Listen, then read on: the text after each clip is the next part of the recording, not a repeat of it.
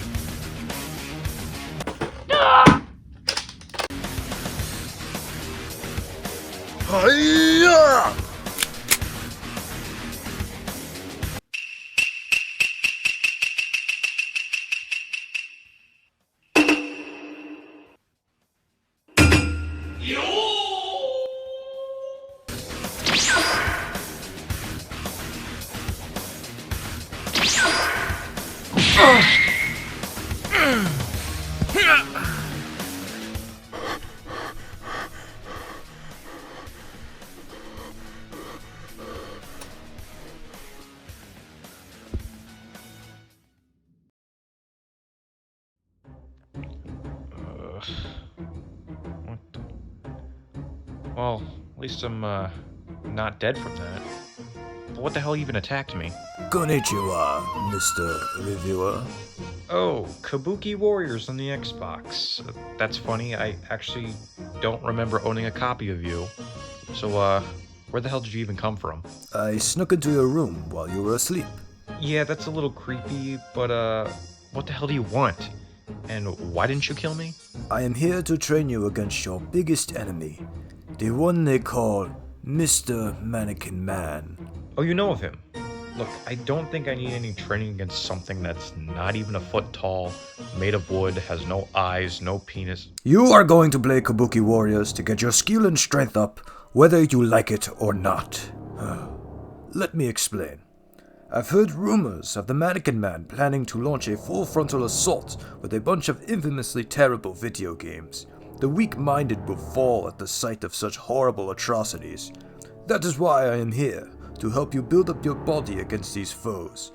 You may have been able to gun down those other 3 games, but they're nothing against what the Mannequin Man has. I mean, I guess if what you say is true, I guess I'll play you to help combat these terrible foes. Excellent choice, Mr. Reviewer. I wish you the best of luck.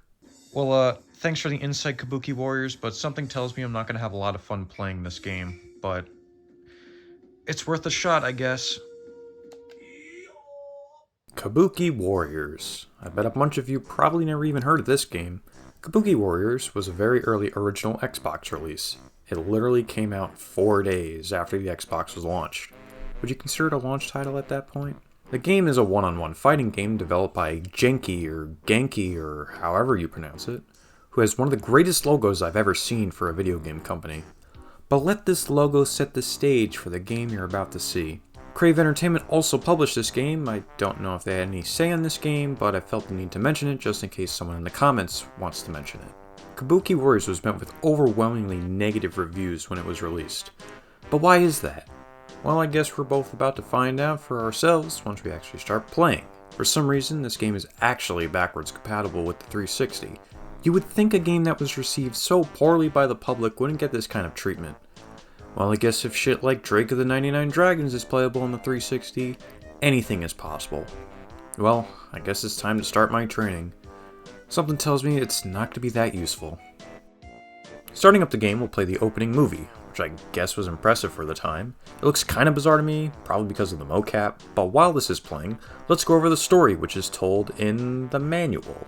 For some reason, it's not in the game itself, so if you don't have the manual, or the box for that matter, you won't know what's going on. Let's read it together, shall we? As a fight promoter for a troupe of Kabuki warriors trying to travel from Edo to Kyoto, your actor samurai must possess both strength and style.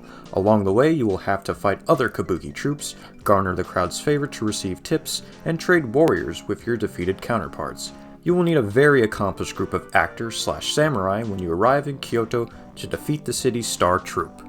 Alright, sounds cool enough, I guess. Travel the world to find the best warriors, help aid you in your mission to become popular.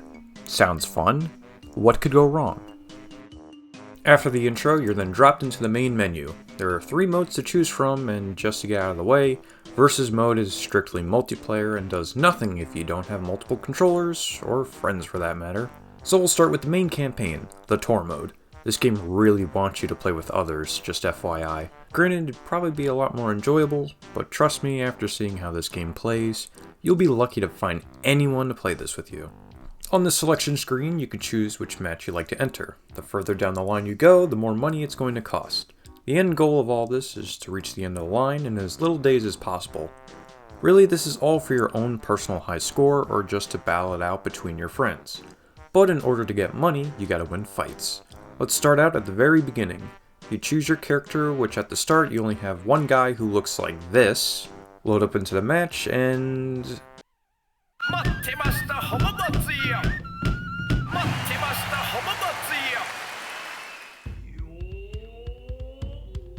Okay, I'm already weirded out. So most other fighting games like Mortal Kombat or Street Fighter have a wide array of moves and combos you can pull off to help take down your opponents a lot faster and a lot more efficiently. I don't play a lot of fighting games, so don't expect me to talk about how to properly do a quarter circle throw or complain about how you need an Ethernet cable for online matches so you don't lose 3 frames of animation or something like that. But luckily, you don't need that knowledge for this game because Kabuki Warriors keeps it simple by only using the A button to attack. Yep, you heard me, only one button to attack. Now you can aim the control stick up, down, left, or right to perform different attacks, which all end up being 3-hit combos. The manual actually recommends the D-pad, but the Xbox's D-pad is dog shit, so no. The B button is used to jump, which I didn't find useful at all. You can only perform one kind of attack while jumping, and you're not going to hit the AI with it. Trust me. The X button blocks. You can aim the block up, down, or in the center to block incoming attacks in their respective directions. The Y button is used to dodge or roll around behind your opponent for an easy hit. Yeah, the moveset you're given is extremely limited. You can combine certain buttons together, like the A and X button to grab, or the A and B button for a spinning jump attack, but other than that, there's not much to it. Overall, the controls are responsive enough, but lack in terms of variety. Guess that's good news for me, because I kinda just mash one button in every other fighting game I've played. There is one other action you can perform. By pressing the white button, or the right bumper if you're playing on the 360, you can perform your character's special ability once you reach max popularity. During fights, you'll notice a bar at the bottom of the screen that will fill up when you perform attacks on your opponent, or by pressing the black button, or on the 360 it's the left bumper, which will activate a dance, which will then further increase your popularity. Once your color starts flashing, pressing the white button will unleash said attack. I barely used this because most fights were over before I had the chance to even get the bar filled up. Why is that, you might ask? Well, let me just show you.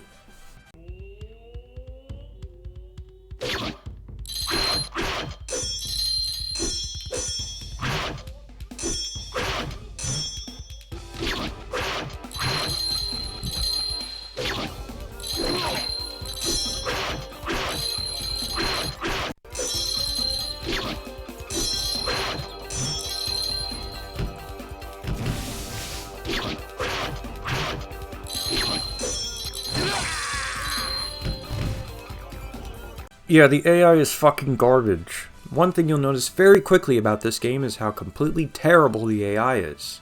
You can literally get through most opponents by just mashing the A button and ignoring blocking or trying to dodge. Don't believe me? You could do this. You could just mash the A button and literally they can't attack you at all. Now this is what you call good game design right here. What a joke. And no, you can't change the difficulty at all. Later down the line, the AI gets a little bit smarter, and by that I mean they constantly hold down the block button where you're unable to do anything at all except wait until they attack first. At the end of each match, you're able to swap one of your team members out with another fighter from the enemy's team. Now this seems like a cool mechanic in theory, but too bad it falls flat on its face. Every character plays almost identically to one another. The only slight difference you might find between each one is that some characters have a slower or faster attacks in comparison. I guess the major reason would be that each character has a different special attack, but again, you'll probably never use it because each fight is piss easy. You could probably go through the entire game with just the starter characters and be completely fine. Throughout the entire game, I didn't lose a single match until the very end. The last match is where the game kept all of its functional AI, I guess.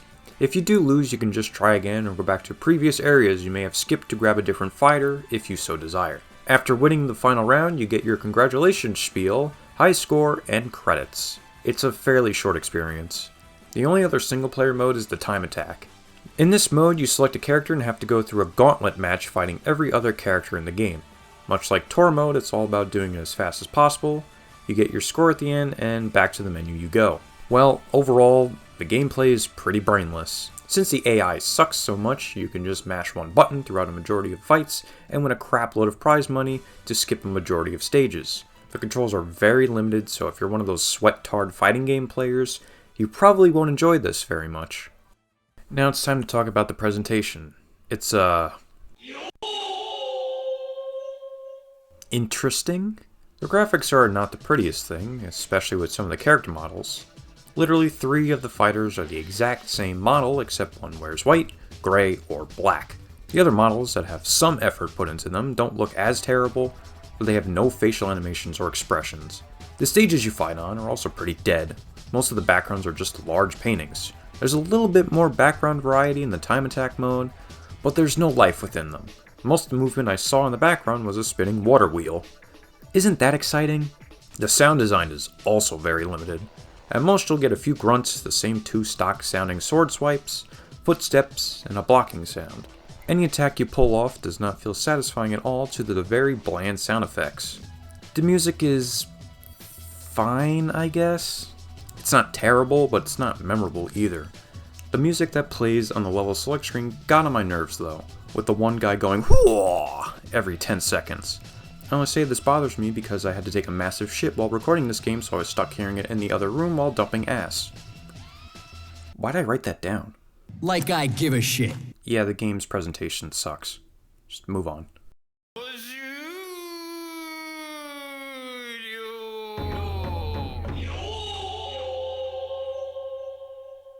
Well, that's everything I have to say about this game.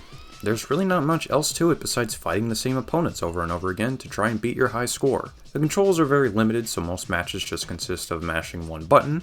The AI is completely brain dead most of the time, so the overall difficulty is extremely low. The graphics are pretty ugly, and the sound design is weak. Overall, the game is terrible, but not bad enough where I can't recommend it to someone. It might be bad, but it's not on the level of Drake of the 99 Dragons where playing through it causes severe vomiting and diarrhea. If you find Kabuki Warriors for a dirt cheap price, which honestly won't be that hard, give it an hour of your time if you wish. Honestly, the best part about this whole game is that they have an official strategy guide.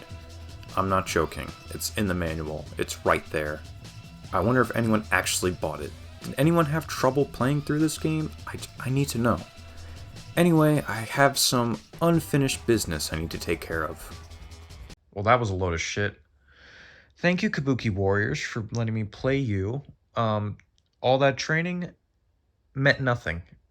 I didn't learn anything. I just learned how to mash one button. Speaking of mashing one button, you know what only takes one button? A gun, a trigger, and you die. Fuck you.